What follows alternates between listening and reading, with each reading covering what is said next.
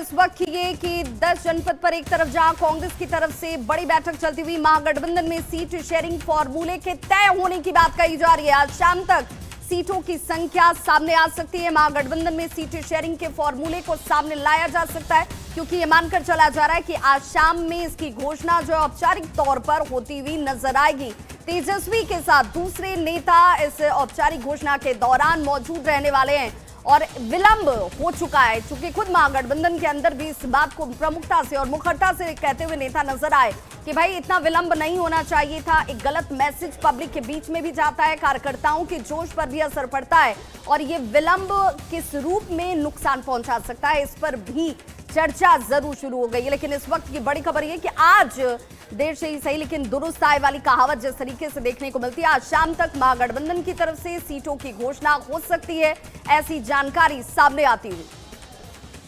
तो बिहार में विधानसभा चुनाव और उस विधानसभा चुनाव के बेहद इंटरेस्टिंग होती हुई नजर हुई है और ऐसे में ये मानकर चला जा रहा है कि कुछ सीटें हैं जहां पर जिच बनी हुई है, चाहे वो सीधे तौर पर तेजस्वी यादव की बात कर ले, वो अगर अपने कार्यकर्ताओं को कह रहे हैं कि ये सीटें हमारे पास आएंगी, तो वहीं कांग्रेस की तरफ से ये कहना है कि ये सीटें उन्हें मिलनी चाहिए। आखिर ये पेच फंसा कहां पर है, इसे समझते हैं सहयोगी राहुल से।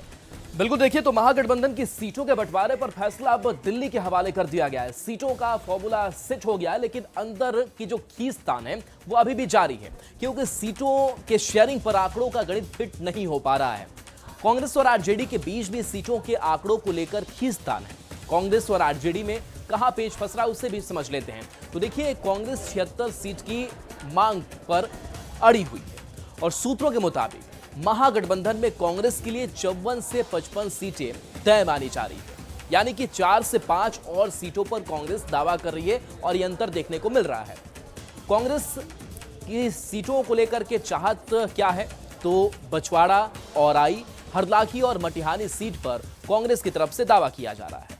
इतना ही नहीं, आरजेडी की कहलगांव, बायसी, सहरसा, बहादुरगंज और रानीगंज जैसी सीटें भी कांग्रेस ही चाह रही है, यानी कि सीट जो आरजेडी की है वो भी कांग्रेस चाह रही है, पर आरजेडी अपने पारंपरिक सीटों से समझौता करने को तैयार नहीं है।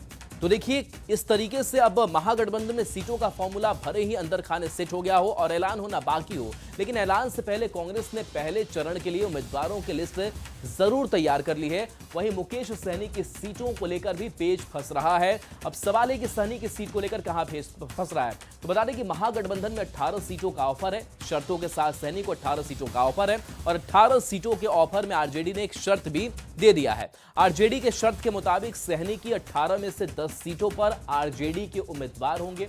इसके साथ साथ आरजेडी के 10 उम्मीदवार वीआईपी के सिंबल पर चुनाव लड़ेंगे। एक बड़ा शर्त जो है वो आरजेडी की तरफ से रख दिया गया है, यानी कुल मिलाकर 8 सीट पर ही सहनी के उम्मीदवार होंगे। और सूत्रों के मुताबिक आरजेडी ने क्लियर कर दिया है और कहा है कि अगर चुनाव लड़ना है तो इसी शर्त पर आपको लड़ना होगा। जबकि मुकेश सहनी 25 सीट और डिप्टी सीएम पद की घोषणा को लेकर अड़े हुए और इस बीच